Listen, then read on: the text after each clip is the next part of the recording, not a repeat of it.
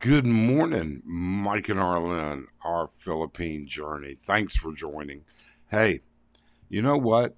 9 years in the Philippines.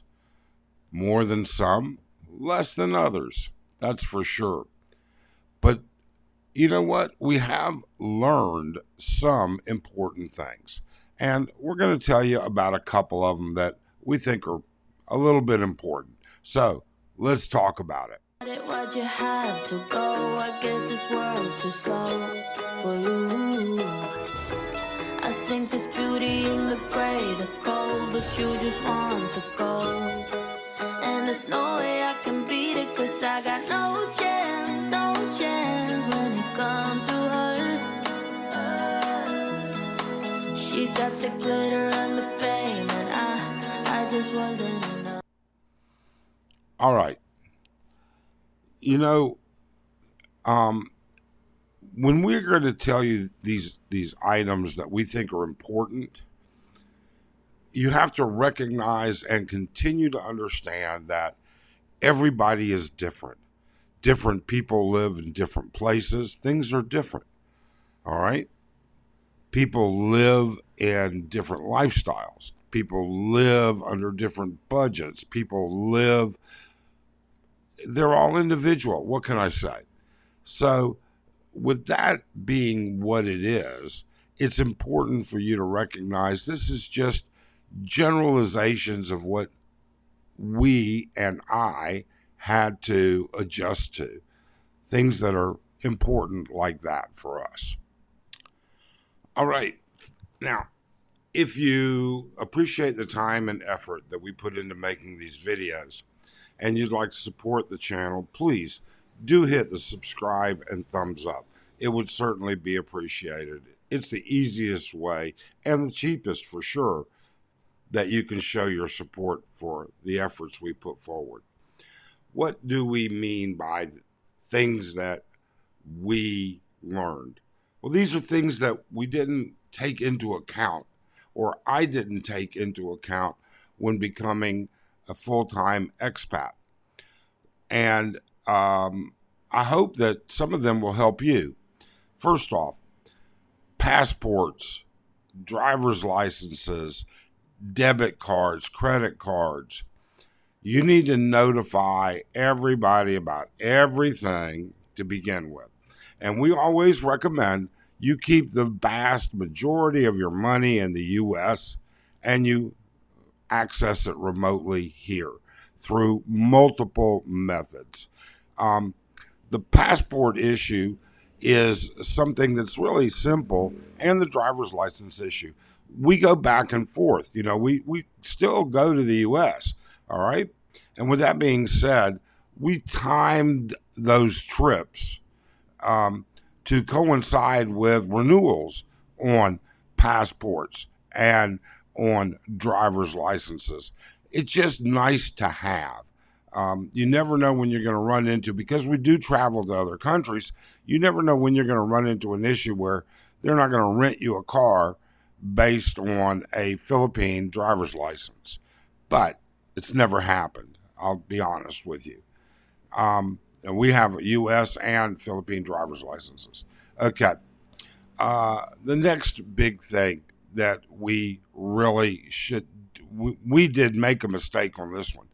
I did not keep a U.S. phone number, and I suffered for it on multiple occasions. I thought because in the beginning, I had a Skype account. The banks would, with a U.S. number, the banks would send two-factor verification. They will not, or ours would not. Yours may. We've heard that there are others that will. All right. And we've heard that there are others that will do two-factor verification based on email. Our banks, neither one of our two banks nor our brokerage firm will. I wish we had kept that, and we would still be grandfathered into a cheaper plan. Currently, we use T-Mobile now. Patience. Patience is a virtue. Isn't that what they say?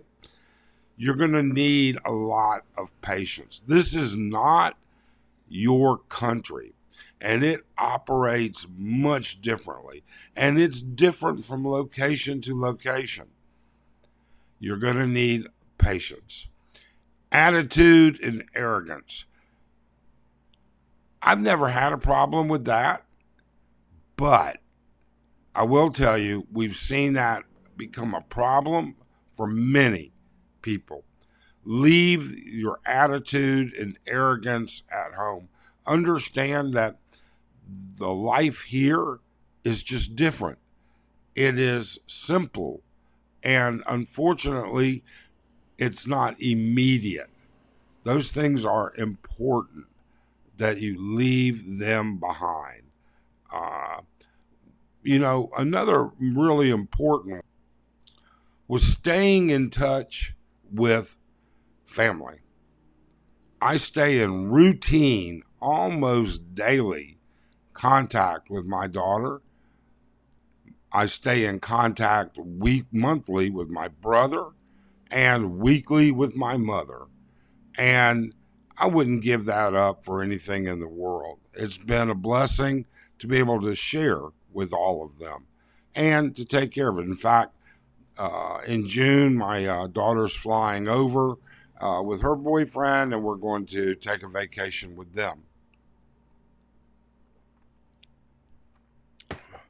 Now, when I say some of the things that we've learned, we're not talking about relationships because Arlen and I have been in a relationship since literally day one. However, we've seen relationships come and go. And the one thing we could tell you that we have seen is that men who do not practice being a man are destined for failure. You have to set the rules and you have to set the expectations of any relationship that you're going to enter. We're not going to talk about supporting the family and all of the things that go along with that because those are individual choices. Some people do, some people don't. Doesn't matter. You need to set those expectations to begin with and stick to them. You really do. The cuisine.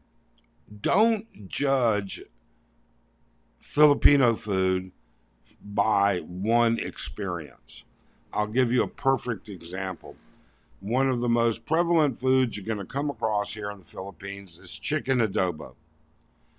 Now, I like chicken adobo. I like it when it doesn't have a ton of vinegar. And depending on where you get chicken adobo, and literally geographically where you get chicken adobo, it can be very heavy on one side or not heavy. Try it a couple of different ways, okay? Be open to experimenting with food. Be open to all the things that come with embracing the Philippine culture. Another thing that we've really learned is that Filipinos are good people. In general, they are caring, polite. It's just hard to say otherwise. Are there bad scammers and thieves and stuff like that? Sure, there are, just like there are in every single country. I've been in a lot of countries. I've spent time, never lived full time in other countries, but we've had property and real estate in Mexico. I've traveled all through Europe. I did not much in the Middle East, to be honest with you. In fact, virtually nothing in the Middle East, but all through Europe and all through Asia. And there are good people and bad people in all of those places. Finally, the one thing that we really encourage is jumping around in the beginning from place to place to place to find that perfect fit for you. Does it have the medical resources that you want? Does it have all of the basic living conditions that you want? Does it offer all of the social outlets that you need? You don't necessarily need to hang around with a bunch of friends, but you need to be able to have a social outlet.